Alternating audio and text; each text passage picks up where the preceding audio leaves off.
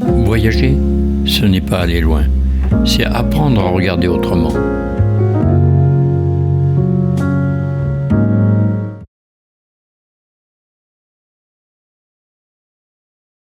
Vous connaissez l'histoire de l'île de Tauja ? Tout commence par un âne malade, abandonné sur cette île, qu'on retrouve quelques semaines plus tard guéri. Son secret ? Il s'était roulé dans la boue magique de l'île. Aujourd'hui, c'est une chapelle étrange qui garde ce miracle. Regardez-la. De loin, elle semble toute simple. Mais approchez. Des milliers de coquilles Saint-Jacques incrustées dans la pierre. Pour isoler de l'humidité, disent les marins, pour protéger des pèlerins, dit la légende. À l'intérieur, Sankara Lampio veille, le saint aux problèmes de peau, patron improbable de cette île thermale. Alors vrai ou pas vrai, peu importe. Ce qui compte, c'est cette lumière sur les coquilles, ce calme, et maintenant ce dernier regard. Les balustres blancs, les pots de fleurs solitaires, la lagune qui se retire doucement. La mer s'en va, le village respire, et l'âne quelque part doit sourire. À Combaro, les stars ne sont pas dans les maisons, elles sont dehors. Regardez-les, des centaines de petites boîtes sur pilotis, alignées comme des soldats de pierre. On les appelle les oreos. Depuis le Moyen-Âge, les Galiciens stockaient ici leur maïs, à l'abri des souris, de l'humidité. Mais regardez mieux, au sommet de chaque auréo, une petite croix, pas pour décorer, pour chasser les démons. Parce que les souris, c'est une chose, mais les mauvais esprits, faut pas rigoler avec ça. 300 ans qu'ils sont là, à veiller sur le village, et franchement, ils assurent grave. Cabo do Mundo. Une nuit face à l'océan, un coucher de soleil sur les vagues. Demain, ce sera Porto, mais ce soir, juste ça. Première étape à Porto, et quel choc!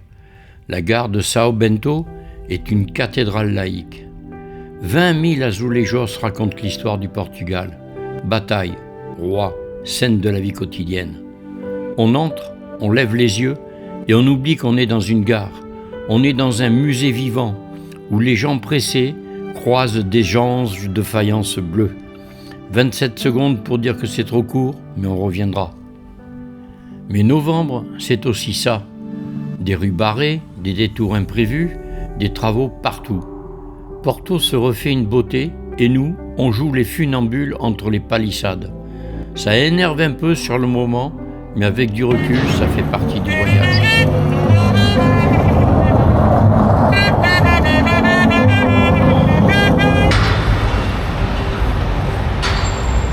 Les invisibles. Ouais. Et puis, il y a ce lieu improbable, le McDonald's de Porto, élu plusieurs fois le plus beau du monde. Si.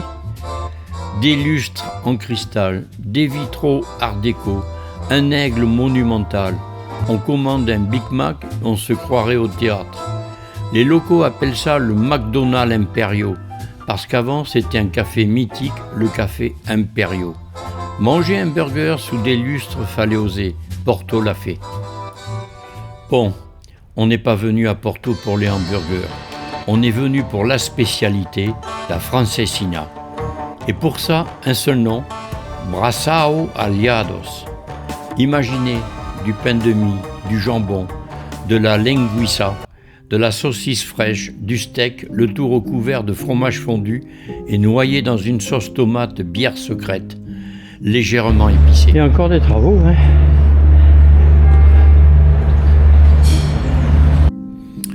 On l'a vu dans Harry Potter, on l'a rêvé depuis des années.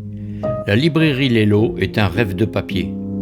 Problème, tout le monde a eu la même idée. La queue est longue, l'entrée est payante et l'intérieur est une fourmilière. Mais quand on lève les yeux, l'escalier rouge, les boiseries sculptées, le vitrail immense, on comprend. On comprend pourquoi J.K. Rowling venait ici dans les années 90 s'imprégner de cette magie. C'est bondé, c'est cher, c'est presque trop beau pour être vrai. Et pourtant, on en ressort avec l'impression d'avoir touché du doigt un morceau de rêve.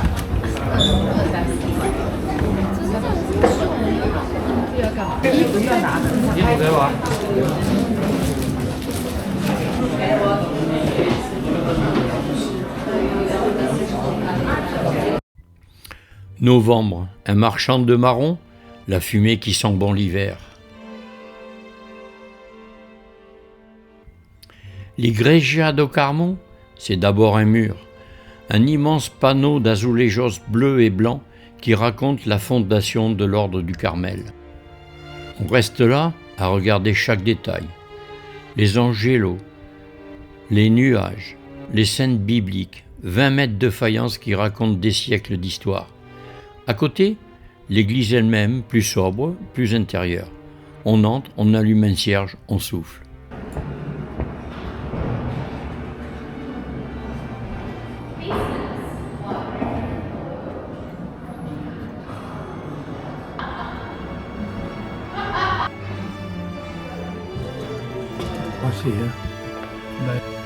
Et puis en sortant, on tombe sur elle, la plus petite maison de Porto. Coincée entre deux immeubles, large comme une porte, haute comme 3 pommes, on se demande qui a bien pu vivre là. Comment on y mettait un lit et une table. 30 secondes pour la photographier et on repart avec ces questions idiotes dans la tête, mais où est la salle de bain ? Porto, décidément, ne cesse de surprendre.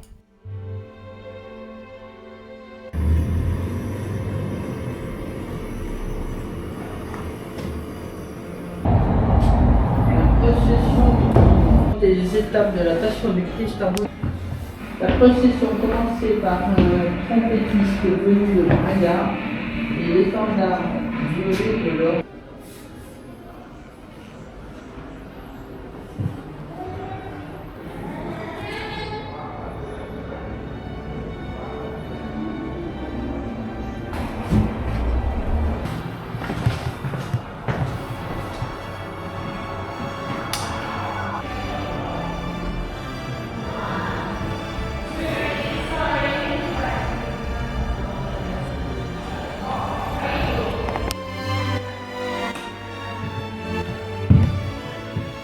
La salle où ils se réunissaient.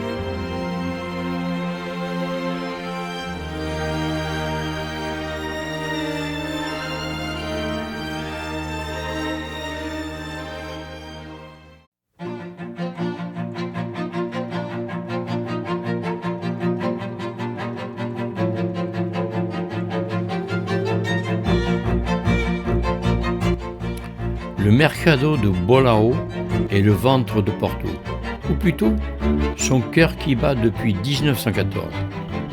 On y entre et l'essence s'éveille. L'odeur du poisson frais, le rouge des tomates, le vert des herbes aromatiques. Les vendeurs crient, les clientes marchandent, les vieilles dames tâtent la marchandise d'un air connaisseur. C'est authentique, vivant, bruyant, ça sent le vrai. On achète des olives, un morceau de fromage, on goûte un verre de vino verdé au petit comptoir. Et on se dit que les supermarchés, franchement, c'est surfait.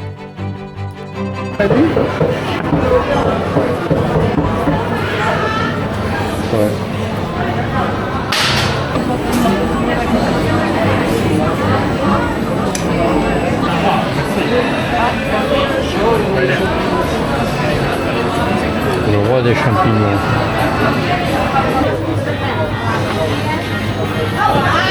Bom dia, querem alguma coisinha, meus amores? Bom dia. Voilà, Française, bonjour. Bonjour, monsieur, bonjour, madame. Choisis, s'il vous plaît. C'est joli. Nous sommes au mois de novembre, fin novembre. Il y a encore des cerises et des fraises. Querem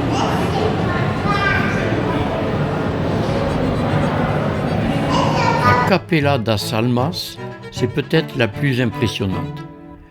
Une façade entièrement habillée d'azulejos, comme une église de porcelaine. 15 000 carreaux racontent la vie des saints qu'on ne connaît pas. Mais ce n'est pas grave. On regarde le bleu, on regarde le blanc et on se tait. Il fallait bien une pause, et pour ça, rien de mieux que le Majestic Café. Ouvert en 1921, c'est le salon de thé le plus célèbre de Porto. Boiseries sculptées, miroirs art nouveau, serveurs en costume. On commande un cimbalino, le petit noir local, et une pastella de nata.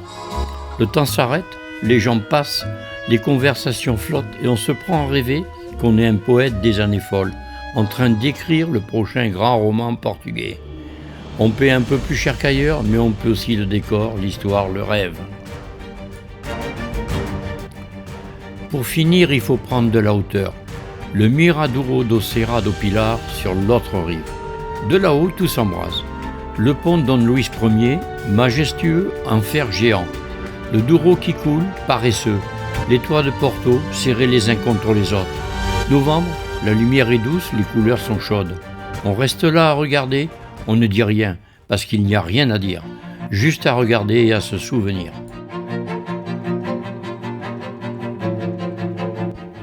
Le Mercado Ferreira Borges, juste une image, juste une envie, celle d'y revenir.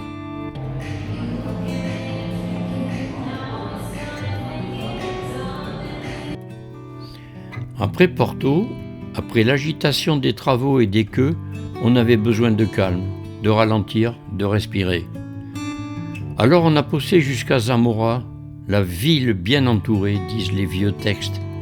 Celle qui regarde le Douro couler depuis les hauteurs sans jamais se lasser. Ici, pas de file d'attente, pas de bruit, juste la pierre, le fleuve et le sentiment étrange que le temps, pour une fois, est de notre côté. On commence par le fleuve le Douro, qui vit passer les Roumains, les Visigoths, les Maures et maintenant nous. On longe ses rives vers les arenales de Cabanales. Les arènes posées là comme un amphithéâtre naturel face à l'eau. On imagine les courses, les fêtes, le sable chaud sous les pieds des spectateurs. Aujourd'hui c'est calme, presque trop calme.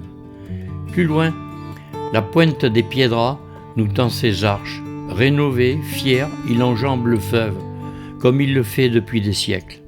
On marche dessus, on regarde en contrebas, on se dit que les pierres, quand on les respecte, finissent par devenir éternelles. La balade continue longeant l'eau jusqu'aux arenas de Olivares. Même silence, même beauté, on croise un pêcheur, un couple de retraités, un chien qui court après les canards. C'est ça Zamora. Rien d'extraordinaire, tout d'essentiel.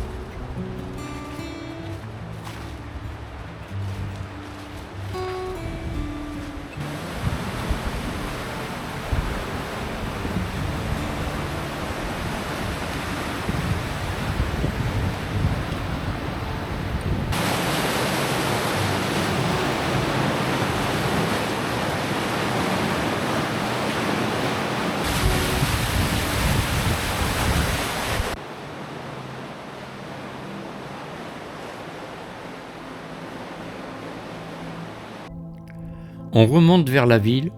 La plaza de San Claudio est une halte obligée. Son église toute simple, toute romane, semble veiller sur la place depuis 1000 ans. pas de fioritures, pas d'exubérance, juste la pierre, juste la foi. La cathédrale, on rêvait d'entrer, de voir son dôme byzantin, ses chapelles. Mais voilà, novembre c'est aussi ça, des portes closes, des expositions qu'on installe, des visites qu'on reporte. Tant pis, on admire de l'extérieur et on se promet de revenir. Alors on se rattrape avec le château. Perché sur son promontoire, il domine la ville et le fleuve. Construit au XIe siècle, remanié 1000 fois, il a vu passer les rois, les batailles, les sièges. Aujourd'hui, il ne reste que des murs, des tours, et cette vue a coupé le souffle. On monte tout en haut, le vent souffle un peu. En contrebas, Zamora déroule ses toits, ses églises, ses places. On se sent un peu roi, un peu gardien, un peu voyageur. Juste le temps d'une photo et on redescend. Dernière balade, on se perd dans les ruelles. On descend la Calle Balboraz. C'est la rue la plus typique de Zamora, étroite, pentue, bordée de maisons anciennes, de petites boutiques, de bars à tapas où l'on boit un vin de taureau en regardant passer les gens. On flâne, on s'arrête devant une vitrine, on écoute un bout de conversation, la vie simple, quotidienne, précieuse. Et puis on débouche sur la Plaza Mayor, la place principale avec ses arcades, son hôtel de ville, son animation douce. On s'assied une dernière fois, on commande un café, on regarde. C'est là, sur cette place, qu'on les réalise que le voyage s'arrête ici, après des semaines de route, de découvertes, de rencontres. Zamora est la dernière page, comme un point final qu'on pose avec délicatesse. Le voyage ne s'arrête pas ici, il continue ailleurs, là où le regard se pose à nouveau.